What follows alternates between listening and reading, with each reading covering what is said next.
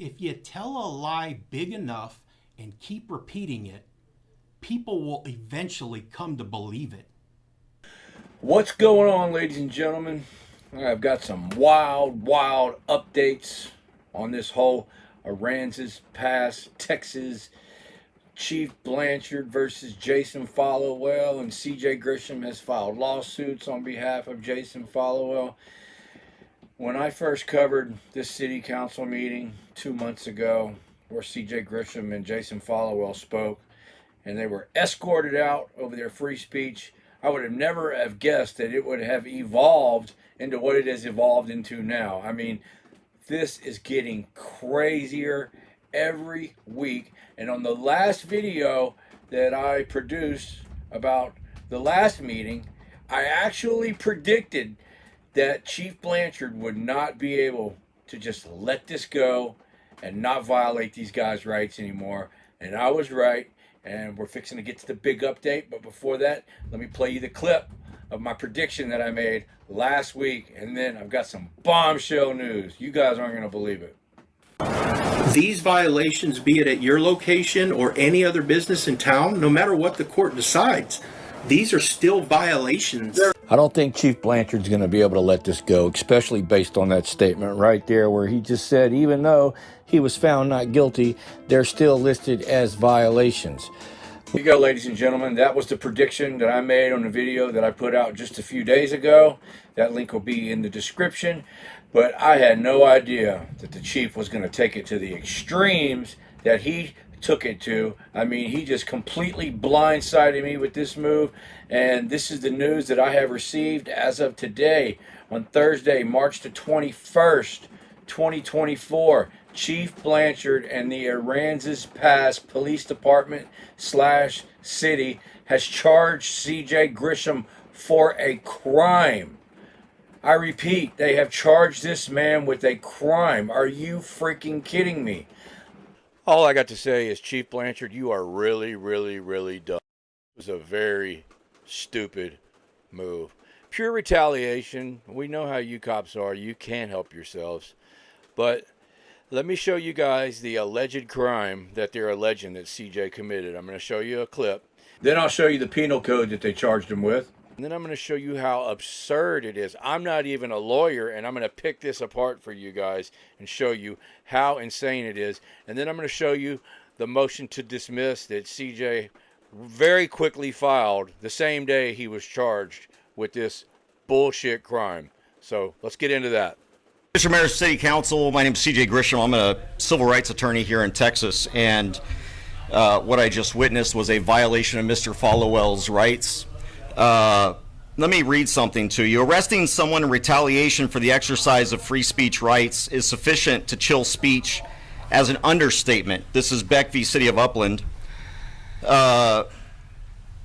Arguing, even if done loudly with a profane or offensive language will not, in and of itself, constitute disorderly conduct. That's Payne v. Pauley. Swear words do not provide probable cause for an arrest for disorderly conduct because the words, as a matter of law, are not fighting words. Johnson v. Campbell. I could go on, Mr. Mayor. Your rules of decorum are unconstitutional, and they're setting the city up, you individually, for liability. Now, you will be seeing a letter from me, a demand letter for violating my client's rights just now, because he has the right to say fuck.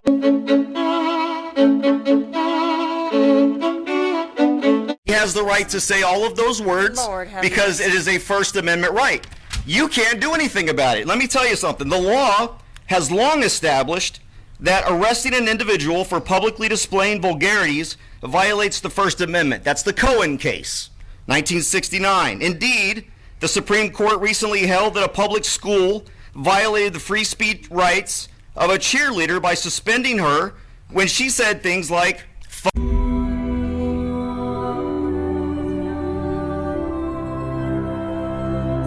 And there was another, that's Mahoney Area School District v. BL.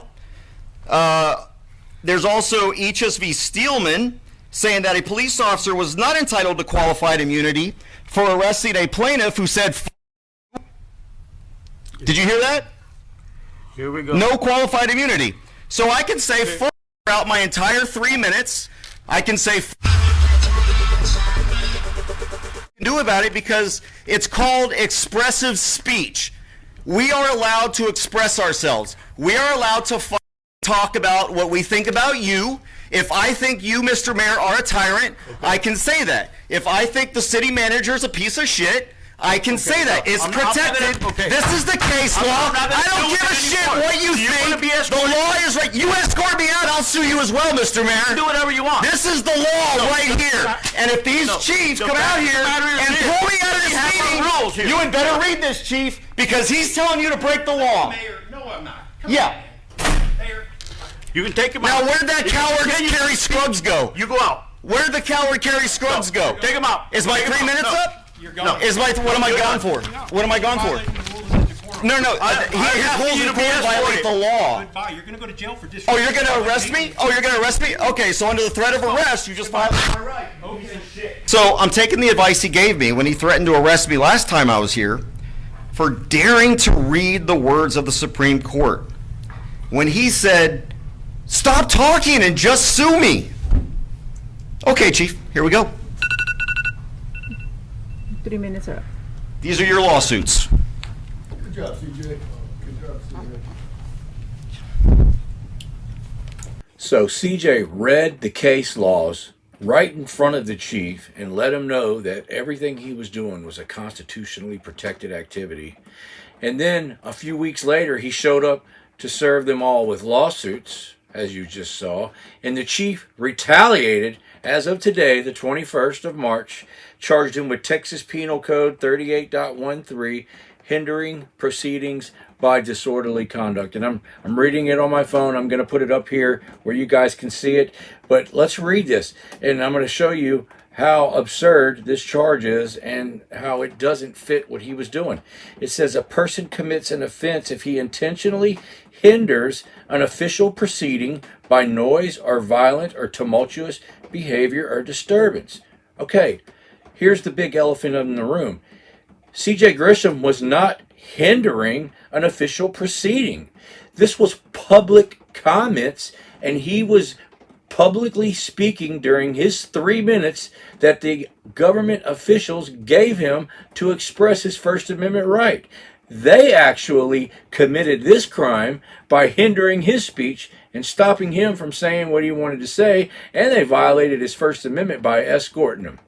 Man, Chief Blanchard, you just stepped in a big pile of shit, man.